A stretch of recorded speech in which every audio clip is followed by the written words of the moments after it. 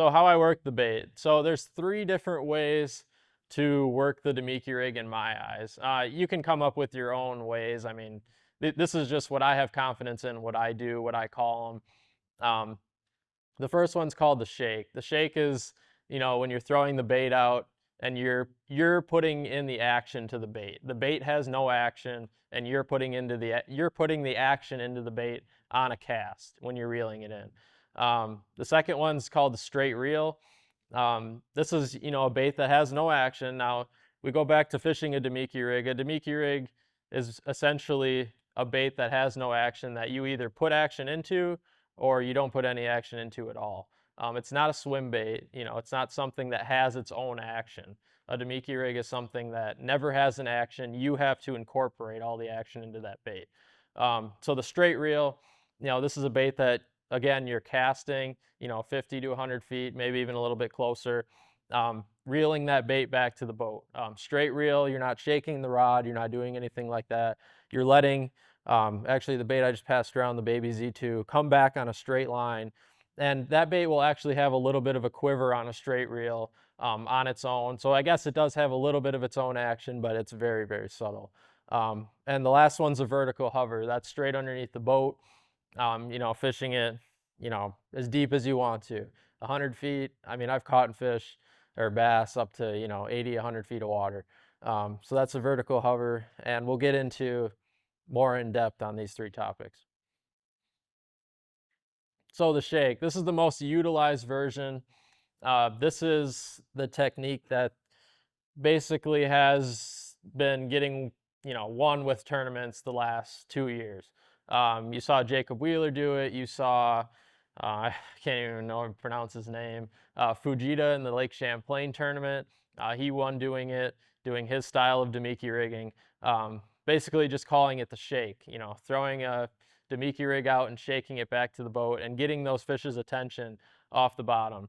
This is for casting fish, I'd say up to 100 feet. If you're really good, you can get past 100 feet. In my eyes, 100 feet's, that's a long ways. That's probably the farthest I'd be able to accurately cast at a bass. Any depth range of water, like I said, up to 50, 100 feet. Generally speaking, Lake Champlain talks, or like Smith Lake where I did well, we're talking that 15 to 35 foot of water. That's where this bait really shines the best.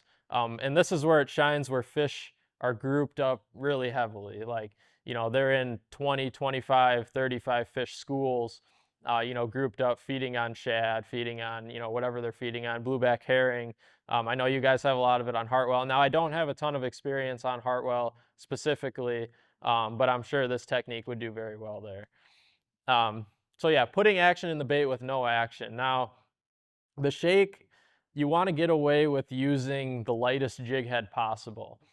You don't want something, now I would start out with a quarter and I would work my way less. I would never go above a 1/4 ounce on shaking a bait like that unless you're fishing very, very deep water and the conditions are horrendous. Like there's 40, 50 mile an hour winds, that sort of thing. You want to keep it as light as possible because you want to let the bait do its own deal when you're shaking the rod, retrieving it to the boat. And when I talk about shaking the rod, some guys will throw it out and literally shake the rod the entire time back to the boat while they're reeling the reel. So you shake the rod, reel the reel at the same exact time. You can do that. You could do like 3 shakes and then do a steady reel and then keep shaking it, stop it, do a steady reel, keep shaking it. It all depends on the fish's mood. You kind of have to play around with that with different baits as well. It's something that you have to be really keen on because you have to make sure that you never get below that fish on live scope when you're looking at them, and you got to make sure that that shake is right. You got to make sure that when you're popping the bait, you have slack in your line, similar to a jerk bait. You don't want to be pulling the bait necessarily. You don't want to have, I don't know if you guys have ever fished a jerk bait or done that sort of thing, but you don't want to be pulling the Damiki rig, super far at one time and reeling up your slack too fast and then pulling it again. You want to be doing short pops where you have slack in your line, letting that bait do its thing and wobble in the middle of the water column. That's where you're going to get the most success. And that's something that just comes with practice, honestly. You just have to go out, look at your forward-facing sonar, see what that bait's doing in the water column. Get it dialed in before you actually go out and chase the fish, just so you know what the bait's doing, and play with different jig head sizes too. Play with a 16th, play with an 1/8, play with a 1/4, anything in between. Generally don't go any heavier than that, and make sure you know what that bait's doing before you put it in front of those bass, because then that's when you're going to get good with it, is when you know what that bait's doing in the water column. They're going to come up and you can feather it right in front of them. Like I said, keeping the bait above the fish at all times. If there's anything you guys take away from this presentation, is to just make sure you never let that bait interfere with that school of fish. Now, there's times where obviously you have an aggressive pack of fish, say it's like 30 of them, and you accidentally, drop it all the way through them, and they follow it down and they chase it back up and they're super aggressive. Those fish might still bite and you might not, not catch one of those fish. But a lot of times when it's just a single fish, or maybe it's one or two, if you let that bait sink past them, chances are you're probably not going to get that fish, to bite or get them in the boat. That's just my experience with it. You guys might have other experiences with it, but that's just the way I do it.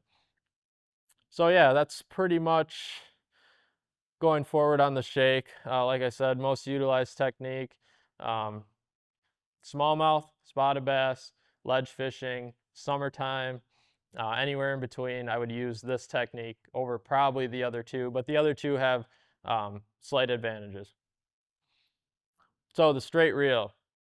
This technique is specifically for what I feel are more pressured fish. They don't see a lot of the, presentations that maybe, other anglers throw. Now, when you're doing the straight reel, you have to make sure that, again, this bait is never getting below the fish. This would be the worst time to let the bait get below the fish. Now, on a straight reel, there's actually a subtle action that comes into the bait when you use an Elastec bait. I don't know if you've ever seen it, but if you straight reel a bait really fast through the water column, there'll actually be a subtle action to an Elastec bait. That's where this really comes in. Calm and sunny conditions, it's really slick. You don't want the bait to sit in front of the fish for too long. You kind of want it to just zoom past them so they don't really know what it is. That's when I'll use the straight reel. I'll always use heavier jig heads with this technique. This is where I'm doing the 1/4 ounce and up. Like, you want to throw this baby as far as you can and just reel it back to the boat. They're either going to come flying up for it and smoke it, or they're probably not going to have any interest at all. It kind of goes both ways. Again, you have to play with it. You have to play with to make sure on a sink, you can throw it out, let the bait sink, count it down in seconds. 1 second, and it drops it drops 2 foot every 1 second. So you got to make sure you play with that. You don't necessarily need live scope for this technique. Obviously, it helps, but for the most part,